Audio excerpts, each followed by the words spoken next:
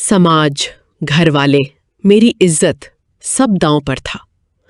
पर फिर भी जब उसका चेहरा मेरे करीब आता तो ये सारे डर पल भर में गायब हो जाते और बस एक ही चाहत रह जाती कि वो मुझे अपने आगोश में ले ले।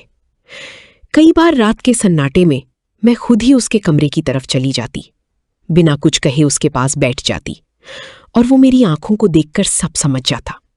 हम दोनों का रिश्ता अब चोरी छिपे मिलने से आगे बढ़ चुका था। वो मुझे छूता तो लगता जैसे मेरा पूरा अस्तित्व उसी के लिए बना हो।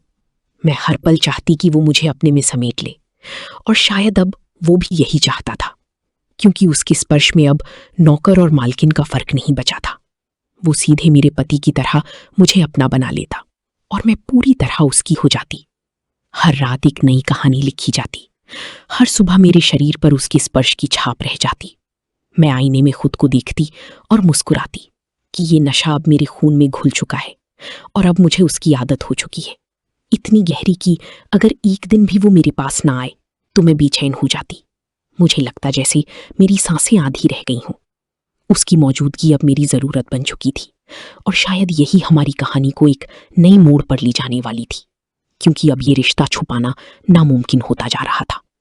फिर भी मैं हर बार सोचती कि चाहे कुछ भी हो, मैं ये नशा कभी नहीं छोड़ सकती, क्योंकि ये वो आप थी जिसने मुझे जिंदा कर दिया था। दिन पर दिन हमारा रिश्ता और गहरा होता जा रहा था। अब वो सिर्फ रात तक सीमित नहीं था, बल्कि दिन में भी मैं उसके बारे में सोचती रहती। किसी काम से रसोई में जाऊं तो अचानक वो सामने आ जाता और हमारी नजरें टकराते ही ऐसा लगता मानो पूरा घर जान जाएगा कि हमारे बीच कुछ है। कई बार तो वो मुझे ऐसी छू लेता कि दिल दहल जाता कि अगर किसी ने देख लिया तो सब खत्म हो जाएगा। लेकिन उसी खतरे में एक अजीब सी लत छुपी थी।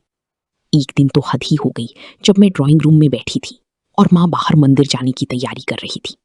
तभी वो चुपके से पास आया और झुककर मेरे कानों में बोला, आज रात का इंतजार मत करना। मैं एकदम से हर उठी। उसकी आवाज में वही तेजी थी जो मेरी धड़कनों में थी। माँ की जाते ही वो पीछे से मेरे गाउन को छू गया और मैं चाहकर भी उसे रोक ना सकी।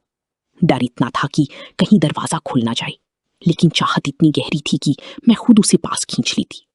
उसके हाथ मेरी कमर पर कसती और होठ मेरी गर्दन पर उतर आती। मैं कांप जाती और आंखें बंद करके बस यही चाहती कि वक्त रुक जाए, पर साथ ही ये भी डर था कि कहीं कोई अंदर आकर हमें देख ना ले। और शायद यही डर हमारी रातों को और भी तीखा बना देता था, क्योंकि हम दोनों जानती थी कि अब ये सिर्फ चाहत नहीं रही, बल्कि एक खतरनाक जुनून बन चुका है। कई बार तो मैं खुद सोचकर डर जाती कि कहीं मैं सब कुछ खोकर उसकी आगोश में ना समा जाऊं। पर जब उसका स्पर्श मुझे छूता तो लगता कि अगर इस आग में जल भी गई तो कोई परवाह नहीं, क्योंकि इस नशे में डूबना ही मेरी जिंदगी का सच बन चुका है। उस दिन उसने मुझे पहली बार घर से बाहर बुलाया। उसने कहा, मैडम, घर की दीवारों में अब दम घुटता है, एक बार बाहर खुलकर मिलते हैं। दिल तेजी से धड़कने लगा, क्योंकि बाहर जाना मतलब और भी बड़ा खतरा था। लेकिन उस खतरे में ही तो सच्चा रोमांच छुपा था। मैंने झिझकती हुई हामी भर दी और बहाने से माँ से कहा कि मुझे बाजार से कुछ सामान लेना है। मैं साधारण सलवार कुर्ती में थी ताकि किसी को शक ना हो, लेकिन उसके सामने पहुंचते ही उसकी नजरें बता रही थी कि वो मुझे पहले कभी ऐसी देख ही नहीं पाया था। उसने मुझे एक पुरानी गेस्ट हाउस के कमरे में ले जाया, जहां अंधेरी पर्दे लगी थी और खिड़की से आती हल्की रोशनी हमें और भी नजदीक कर रही थी।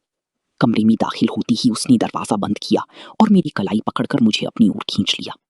मेरी सांसें तेज हो गई। बाहर की दुनिया का डर और भीतर की आग दोनों मिलकर एक ऐसा नशा बना रही थी जिसमें खो जाना ही हमें अच्छा लग रहा था। उसका हाथ धीरे धीरे मेरी पीठ पर फिसलने लगा और मैं उसकी सीने से लगी कांपती हुई फुसफुसाई, अगर किसी ने देख लिया तो। उसने होठों से मेरी सवाल को चुप करा दिया और उस पर मुझे लगा कि इस दुनिया में कोई हमें रोक ही नहीं सकता। वहां दीवारें गवाह थी, पर्दे हमारी राजदार थी और हमारी शरीर उस आग की कैदी बन चुकी थी जिससे अब बाहर निकलना नामुमकिन था। उस दिन मैंने महसूस किया कि अब हमारा रिश्ता सिर्फ मसाज तक नहीं रहा, बल्कि एक ऐसी खतरनाक इकरार में बदल चुका है जो हर हद पार कर जाएगा और शायद अब हम चाहकर भी रुक नहीं सकती थी। उसके बाद हमारे मिलने का सिलसिला बढ़ता गया, कभी सुनसान कमरे में, कभी बाहर किसी बहाने से, और हर बार जब हम एक दूसरे के करीब आती तो लगता है जैसी पूरी दुनिया थम गई है। लेकिन धीरे धीरे इस चुप्पी में खामोशी की जगह हल्की हल्की सरसराहटें आने लगी, जैसे कोई हमें देख रहा हो। माँ ने एक दिन अचानक मुझसे पूछा कि मैं इतनी देर तक कमरे में क्यों रहती हूँ, और मैंने झट से बहाना बना दिया कि तबीयत ठीक नहीं रहती। लेकिन उनकी निगाहें सवालों से भरी थी। इधर नौकर भी अब जरा बेपरवाह होने लगा था। वो पहले जैसी डर डर कर हाथ नहीं लगाता, बल्कि एक आत्मविश्वास के साथ मुझे छूता और मेरी आंखों में गहराई से देखता। कभी कभी उसकी होठ मेरे गले के इतनी पास आ जाती कि मैं खुद को रोक नहीं पाती।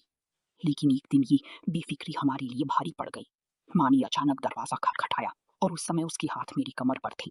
मैं घबरा कर अलग हो गई और वो तेल की शीशी संभालने का नाटक करने लगा। माँ ने दरवाजे से ही झांका और पूछा, सब ठीक है? मेरी धड़कनें इतनी तेज थी कि लगा अभी बाहर आ जाएंगी। उस पल एहसास हुआ कि अगर जरा सी चूक हुई तो ये आग सबको जला सकती।